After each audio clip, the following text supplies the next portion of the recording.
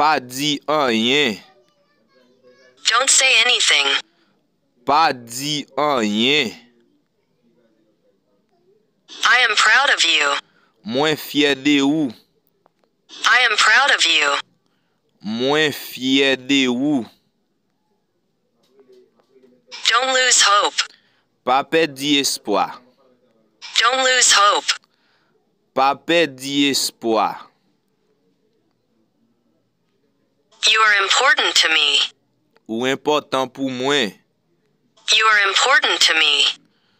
Ou important pou mwen. It's up to you. Se ou mem. It's up to you. Se ou mem. Nothing is impossible. Pa gen anyen ki imposib. Nothing is impossible.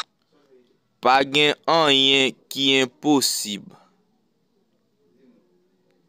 I am thinking of you. Mwen pense a ou. I am thinking of you. Mwen pense a ou. Don't worry about it. Pa enkyete ou pou sa. Don't worry about it. Pa enkyete ou pou sa. That touches me. Sa touche m. That touches me. Sa touche m. I am here for you. Mwen la pou ou. I am here for you. Mwen la pou ou. Don't give up. Pa lage, pa abandone. Don't give up. Pa lage, pa abandone. Keep the faith. Kenbe la fwa. Keep the faith. Kenbe la fwa. It's a new beginning. Se yon nouvo komanseman. It's a new beginning. Se yon nouvo komanseman. I thank you. Mwen di ou mersi. I thank you. Mwen di ou mersi. Enjoy every moment. Joui chak mouman. Enjoy every moment. Joui chak mouman.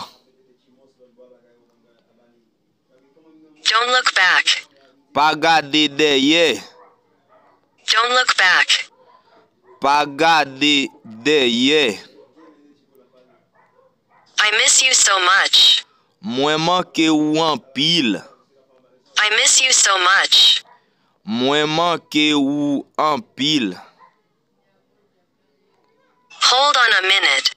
Kenbe yon minute. Hold on a minute. Kenbe yon minute. What's your name?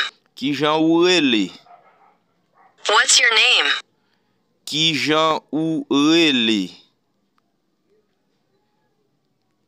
What is your last name? Ki siyati ou. What is your last name?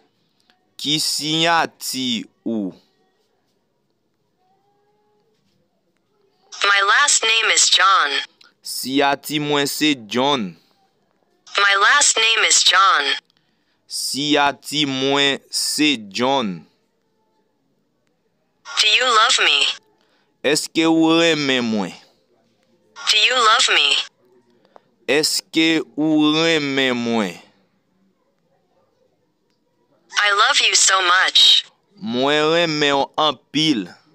I love you so much. Mwen reme ou an pil. I don't love you. Mwen pa reme ou. I don't love you. Mwen pa reme ou. Who are you? Ki es ou ye? Who are you? Ki es ou ye? I am a student. Mwen se yon etidyan. I am a student. Mwen se yon etidyan. How old are you? Ki laj ou genyen? How old are you? Ki laj ou genyen? I am 25 years old. Mwen gen 25 ans. I am 25 years old. Mwen gen 25 ans. He's my brother. Li se frère mwen. He's my brother. Li se frère mwen. She's my sister.